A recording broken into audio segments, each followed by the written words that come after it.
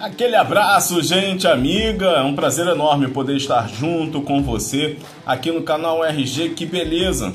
Então, antes de mais nada, deixa eu pedir para você se inscrever em nosso canal, deixar o seu like, ativar as notificações, assim que tiver um vídeo novo, vai ficar por dentro do conteúdo e, claro, o seu comentário, que é sempre muito importante para a gente poder trocar uma ideia e continuar com firmeza o nosso canal. Deixa o seu joinha também, um like, porque ajuda no nosso engajamento. Falar sobre essa primeira rodada do Campeonato Carioca, onde nenhum time grande venceu o seu compromisso. Em compensação, tem muita gente criando alarde, é um absurdo, o Botafogo perdeu para o Maricá, o Flamengo não foi lá para Sergipe, não ganhou do Boa Vista, Vasco e Fluminense não saíram de um empate. Gente, isso é super natural, até porque as equipes sub-20, ou os times alternativos, como você bem entender, se equivalem às equipes de menor investimento do Rio de Janeiro. Tempo de preparação se equivale, né? Essas equipes já vêm numa parte de treinamento desde o final de novembro, iniciozinho de dezembro, quando o elenco profissional entrou de férias, a rapaziada já estava trabalhando. Enfim, tem muita coisa acontecendo que é importante a gente levar em consideração nesse momento de futebol carioca. Primeira rodada, isso faz parte também do planejamento e já é um risco até calculado por algumas diretorias. Portanto, eu vejo que está tendo muito alarde em relação a essa situação. Tudo bem, é um fato histórico, né? Que há 51 anos atrás foi que aconteceu uma primeira rodada onde os 4 grandes não venceram, em 1974. Se repete agora em 2025. Mas fora isso, fora esse fator histórico, eu não vejo como nada de absurdo nesse momento. Tivemos jogos até certo ponto equilibrados, como o Sampaio Corrêa e Fluminense, que eu tive a oportunidade de narrar na Rádio Roquete Pinto. Um jogo bem movimentado. Dos 4, da estreia dos 4 grandes, para mim foi o jogo mais movimentado. Em compensação, foi o único que não teve gols. Foi o 0-0. Os dois times procuraram atacar um ao outro. O Fluminense teve boas oportunidades, pelo menos 2 boas intervenções do goleiro Zé Carlos. O Fluminense mostrou alguns jovens valores interessantes, como o Riquelme, que atuou, é um canhotinho que atuou mais pelo lado direito. Gostei também do Wallace Davi, um volante que jogou com a camisa ali por dentro do calção, no estilo um pouco mais antigo, relembrando aqueles volantes clássicos e armadores de jogada também. Eu gostei muito da atuação do garoto, ele tem só 16 anos, eu acho que vai dar muitos frutos para a equipe do Fluminense. O Isaac é um jogador envolvente, mas não apresentou tanto o que poderia apresentar naquela partida. O Fluminense, pelo menos dos grandes que mandaram times alternativos, foi o que utilizou jogadores mais experientes, como o zagueiro Manuel, o Felipe Andrade, que jogou como lateral direito, o Paulo Baia, que veio do Goiás como reforço para essa temporada, também fez a sua estreia, teve ali uma atuação tanto quanto mais ou menos, perdeu algumas boas oportunidades, criou até algumas jogadas, mas sem muita criatividade no setor ofensivo. Então o Fluminense, desses, né, considerados times grandes, o que mostrou um desempenho um pouco melhor, apesar do 0-0. E o Sampaio Corrêa também foi lá, agrediu o Fluminense com tiros de média e longa distância. O zagueiro Marreta deu um bom chute no segundo tempo. O Max mostrou alguma desenvoltura no setor ofensivo, mas ficou aquele jogo no começo muito pegado na questão da marcação, mas depois os dois times se soltaram. Infelizmente, terminou 0-0 essa partida. O mesmo acontecendo com Vasco e Nova Iguaçu. Mando de campo do Nova Iguaçu, mas o jogo aconteceu em São Januário. Coisas do futebol carioca. Foi um jogo muito preso na questão da marcação. As duas equipes marcaram muito bem, mas o Vasco pecou principalmente nas finalizações. Mesmo assim, fez um belo gol numa triangulação que começou pelo lado direito.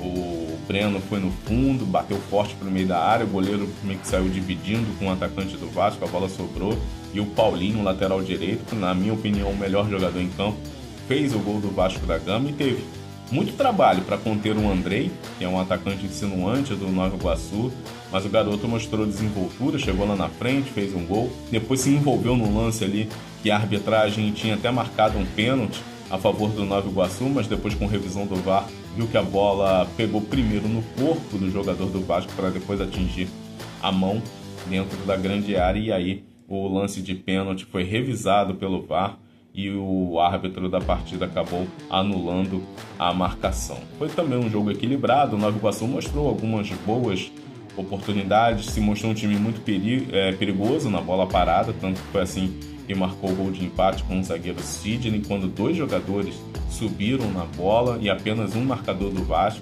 acompanhando, então isso também abre aí um precedente de cuidado para a defesa vascaína, mas foi um jogo interessante.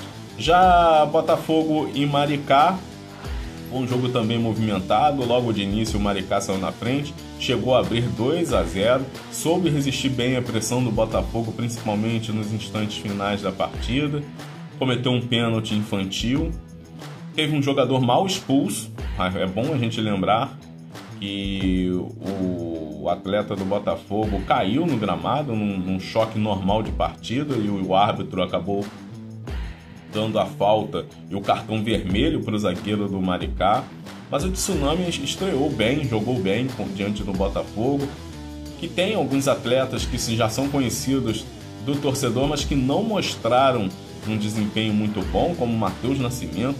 É incrível como esse garoto surgiu aí como uma grata revelação, mas eu acho que o processo de maturação dele foi meio que atropelado e por isso ele não vem fazendo bons jogos com a camisa do Botafogo, e mais um jogo ruim esse diante da equipe do Maricá. Patrick de Paula também muito abaixo das expectativas, apesar do gol de pênalti convertido, mas jogou muito mal também. Um investimento muito grande que o Botafogo fez para tirá-lo do Palmeiras e até agora não disse ao que veio. Foi emprestado na temporada passada para o Criciúma, sequer conseguiu ser titular num time que foi rebaixado para a segunda divisão. Então é um jogador que tem que repensar a carreira, os métodos de trabalho, porque não pode cair naquela situação de conformismo, porque a situação dele também não é muito boa. Já Flamengo e Boa Vista, um jogo equilibrado, o Boa Vista teve as melhores oportunidades, soube se aproveitar da defesa do Flamengo, falhou mais uma vez, o Pablo muito mal na partida, perdendo tempo de bola, naquele primeiro gol marcado pelo Zé Vitor. Depois o Flamengo até correu atrás do prejuízo, conseguiu empatar com o Carlinhos, aproveitando o rebote numa finalização do Lohan, mas também o Flamengo apresentando muito pouco do futebol, dando muito espaço para o adversário. O Boa Vista soube se aproveitar disso e num lance semelhante com o gol de empate do Flamengo, também conseguiu o gol da virada. A bola pega no travessão, volta para o atacante e toca para o Raí, que veio recentemente do Botafogo, foi contratado um pouco antes do início do Campeonato Carioca pela equipe do Boa Vista, deu os números finais, colocando o Verdão de Saquarema à frente. Além disso, o Portuguesa batendo o Bangu por 1-0 em Moça Bonita, e o Madureira vencendo o Volta Redonda por 2-0, coloca o tricolor suburbano na liderança do Campeonato Carioca. O próximo adversário do Madureira é o Flamengo, a partida que acontece em Campina Grande na próxima quinta-feira. Eu, Rodrigo Gomes, vou narrar esse jogo pela Rádio Roquete Pinto, o jogo que acontece às 7 horas da noite. Vou narrar também Volta Redonda e Fluminense na quarta-feira, 9h30 da noite, no Raulino de Oliveira. O Volta Redonda que não venceu na primeira partida, e existe uma expectativa muito grande no Esquadrão de Aço em relação à temporada de 2025, já que o time voltou para a Série B do Campeonato Brasileiro. Vamos ver como esse elenco vai se desenvolver durante essa temporada de 2025. E aí na quinta-feira, o Vasco joga contra o Bangu em São Januário, e o Botafogo abre essa segunda rodada na terça-feira jogando no Newton Santos contra a Portuguesa, que venceu a equipe do Bangu na estreia. Assim, a gente viu essa primeira rodada do Campeonato Carioca, jogadores que se destacaram, pelo menos nos jogos que eu pude acompanhar. O zagueiro Marreta no Sampaio Corrêa, gostei muito da atuação dele. O goleiro Zé Carlos também do Sampaio Corrêa foi muito importante para a manutenção do 0 a 0 naquela partida. Os jogadores do Fluminense, o Wallace Davi, gostei muito do garoto de 16 anos. O Riquelme é aquele rabiscador, insinuante pela ponta. Também sabe, você se vê que ele tem um talento com a bola. No Vasco da Gama, o GB tentou algumas oportunidades. O camisa número 9, o Breno, também ele fez algumas boas jogadas, mas o Vasco apresentou muito pouco em relação ao que poderia ser feito, já que estava jogando dentro do estádio. Está acostumado, apesar do mando de campo ser do Nova Iguaçu. Enfim, são alguns jogadores que eu vi aí se destacando. O próprio Denilson do Maricá, um canhotinho bem habilidoso. São alguns jogadores que a gente pode destacar como boas participações nessa primeira rodada do Campeonato Carioca. Então, é isso aí, galera. Me siga aqui no RG Que Beleza. Você pode continuar mandando aí os seus comentários, deixando o seu like, compartilhe com seus amigos e se inscreva aqui no canal, ativando as notificações. Sempre que sair um vídeo novo, você já vai ficar ali atento e vai dar uma observada e trocar uma ideia comigo. Beleza? Eu volto amanhã para poder continuar falando sobre o futebol do Rio de Janeiro. Vamos repercutir também a chegada do Juninho, que vem para o Rio realizar exames médicos, e só depois da assinatura de contrato que o Flamengo vai liberar o acesso da imprensa ao jogador. Provavelmente ele deva, inclusive, ser incluído no trabalho, no restante do trabalho lá nos Estados Unidos, com o Felipe Luiz e o elenco principal. Vamos aguardar aí os próximos passos de Juninho, que vem contratado pela equipe do Flamengo por 5 milhões de euros junto ao Karabag do Azerbaijão. Beleza, pessoal? Então é isso. Eu fico por aqui e volto numa próxima oportunidade.